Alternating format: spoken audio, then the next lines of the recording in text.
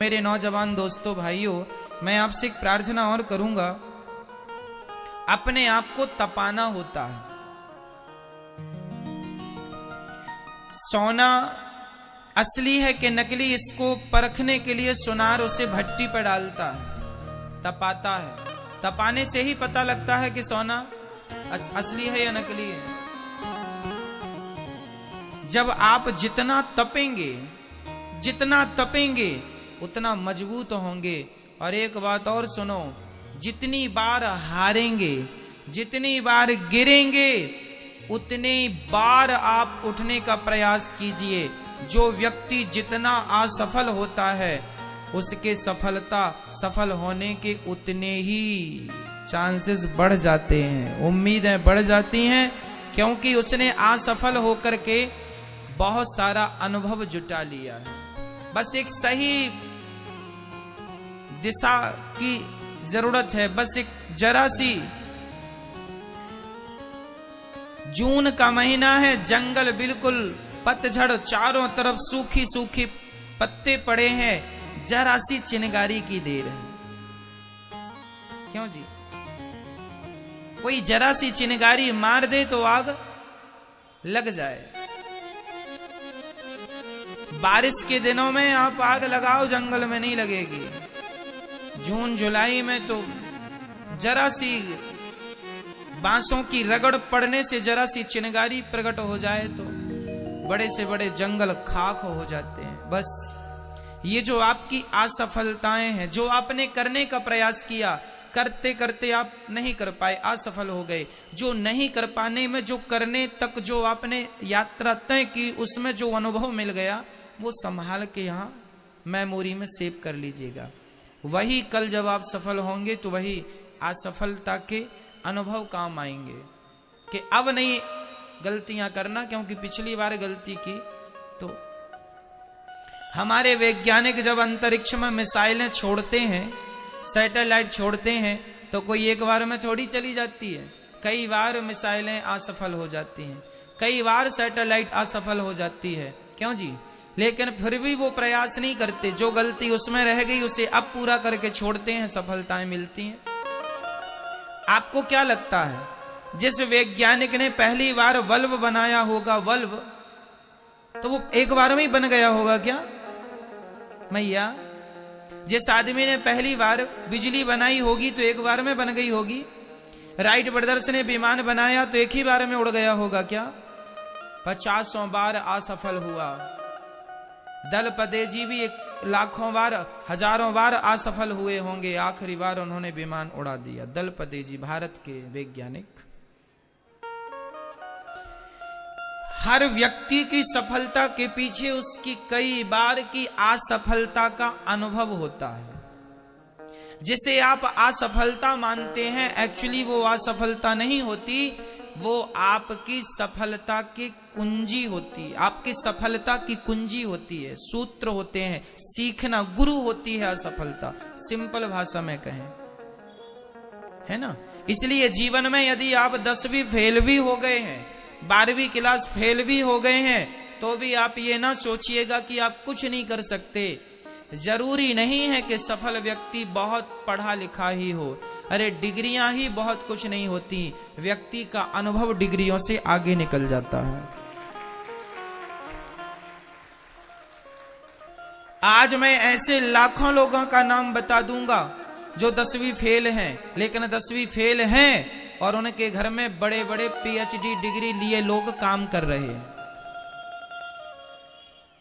मैं आपको ऐसे हजारों नाम गिना दूंगा जो 8वीं क्लास फेल हैं, लेकिन उनके घर बड़ी बड़ी डिग्री लिए सॉफ्टवेयर इंजीनियर उनके घर काम कर रहे हैं। 8वीं फेल आदमी के घर पढ़े लिखे लोग काम पे लगे, बड़े बड़े इंजीनियर काम कर रहे हैं। हाँ या ना? इसका अर्थ ये नहीं है कि आप पढ़ो ना। ना जी, मैं ये नहीं कहना, मेरा इशारा इस तरफ नहीं है। मेरा इशारा इस तरफ है कि यदि आपका समय निकल गया, आप पढ़ नहीं पाए और आप यदि मायूस बैठे हैं, महाराज जी हमारी तो कोई डिग्री नहीं है, हम तो कुछ कर नहीं सकते। ना जी, डिग्री नहीं है, फिर भी आप कुछ ऐसा कर सकते हैं कि डिग्री वाले लोग आपके आगे लाइन लगा के खड़े हो जाएंगे। आप कुछ करने का सोचो तो सही। जरूरी नहीं है कि आपके पास बड़ा करने के लिए बड़ी डिग्री ही हो। कौन पूछता है अडानी अंबानी से कि आपकी डिग्री कितनी है? उनके घर तो हजारों बड़े बड़े सॉफ्टवेयर इंजीनियर काम कर रहे हैं। जो अमेरिका, लंदन, जापान, पेरिस में पढ़ के आए हैं वो उनके घर तनख्वाह पा रहे हैं। क्यों जी? फिर किसने पूछा आज तक कि अंबानी जी आपकी डिग्री कहां है? किसने पूछा आज तक कि टाटा जी आपकी डिग्री कहां है? किसने पूछा धीरू भाई अंबानी से कि भाई आपकी डिग्री कहां है? जीवन में सफल होने का भूत चढ़ जाए, हमें सफल होना है और पैसे बहुत कमाना मेरे भाइयों। सफल व्यक्तियों को भी कुछ बातों का ध्यान देना होता है। तो मैं आपको सफलता के सूत्र दूं। हमारे नौजवान दोस्त गलती कहां करते हैं? हमारे नौजवान दोस्त गलती तब करते हैं जब वो अपनी पढ़ाई से मन को हटाकर किसी और जगह पर मन को लगाने लग जाते हैं। कहीं मोबाइल को ज्यादा उपयोग करने लग गए, व्हाट्सएप, फेसबुक पे ज्यादा इन्वॉल्व हो गए, दोस्तों के संग ज्यादा बैठने लग गए, शादी विवाह अटेंड करने लग गए। इसका अर्थ है कि आप हट गए अपनी पढ़ाई से, अपने उद्देश्य से।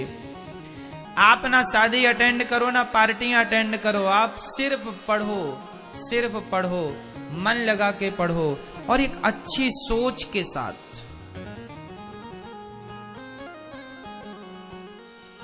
एक अच्छी सोच के साथ आगे बढ़ो।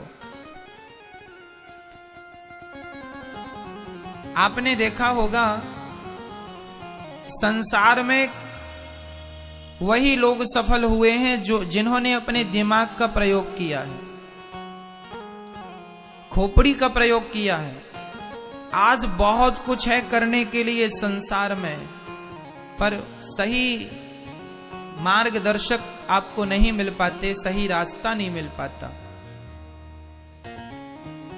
मैं आपसे कहूंगा लघु उद्योग डालिए, छोटे छोटे काम कीजिए और सफल हो जाइए। ये याद रखिएगा कि मनुष्य का शरीर पाए हैं, सफल जरूर हो जाइएगा।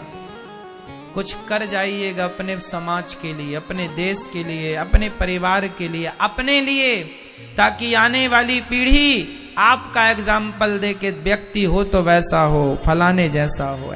आपका एग्जाम्पल, जैसे आज उदाहरण विवेकानंद जी का दिया जाता, महाराणा प्रताप का दिया जाता है, वीर शिवाजी का दिया जाता है, इत्यादि महापुरुषों का। आप भी इन लिस्ट में सम्मिलित हो सकते हैं। कुछ कर सकते हैं तो कर लीजिए। मत रोइए कि मैं ये नहीं कर सकता। मैंने कल भी ये बात कही थी कि आप सबसे बड़े, आपका वो व्यक्ति सबसे बड़ा दुश्मन है जो आपको ये कहता है कि तुम ये नहीं कर सकते। हनुमान जी लंका गए, रास्ते में मैनाक पर्वत ने रोका कि जरा सा विश्राम कर लीजिए। हनुमान जी ने कहा मैं कैसे विश्राम कर लूं, राम काज कीन्हे बिनु मोहि कहा। जब तक मैं अपने लक्ष्य को प्राप्त ना कर लूं तब तक मुझे कोई विश्राम नहीं करना। हमें जीवन में बस आगे बढ़ना है। अच्छा, व्यापार करने के लिए सबसे बड़ी चीज क्या है मेरी माँ?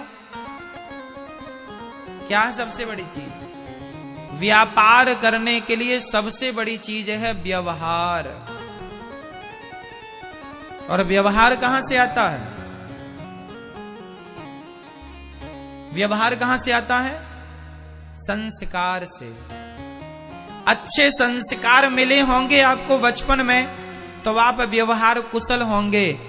अरे बाजार में 50 किराने की दुकान होती है, पर हम सारी दुकानों में नहीं खरीदते, वहीं खरीदते हैं जहां हमारा किसी से व्यवहार अच्छा हो। सामने वाला प्यार से बोलता है, हम बार बार उसी की दुकान में जाते हैं। इसका मतलब ये हुआ कि व्यापार करने के लिए आपका व्यवहार अच्छा होना चाहिए। यदि आप व्यवहार कुशल नहीं है तो भरे मार्केट में ही आपकी दुकान क्यों ना हो, आप रोएंगे कि महाराज जी दुकान नहीं चल रही है। इसलिए नहीं चल रही है क्योंकि आप व्यवहार कुशल नहीं हैं।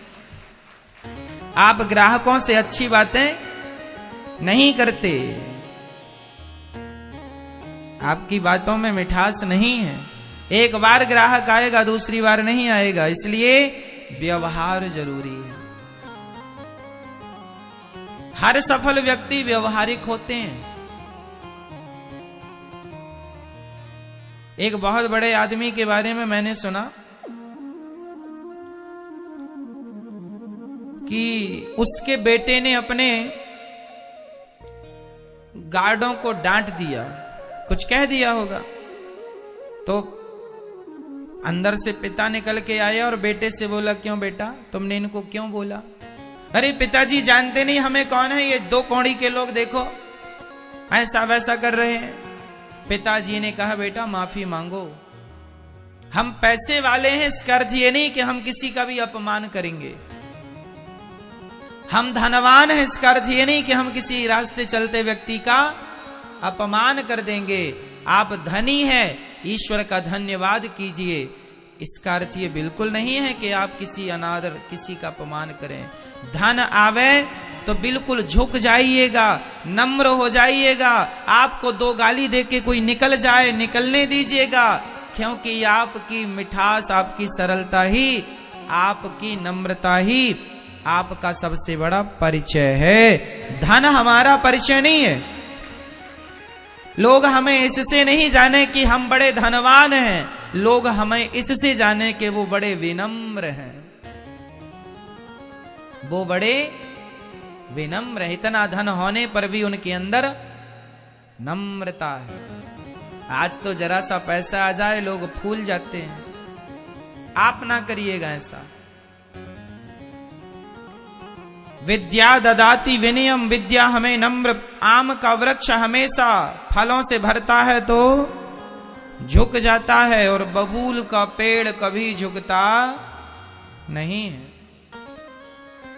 क्यों नहीं झुकता? कांटों से भरा।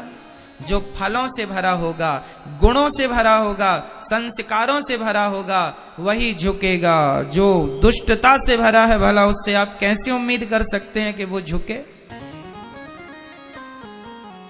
झुकता वही है जिसमें जान होती है, अकड़ खास मुर्दे की पहचान होती। इसलिए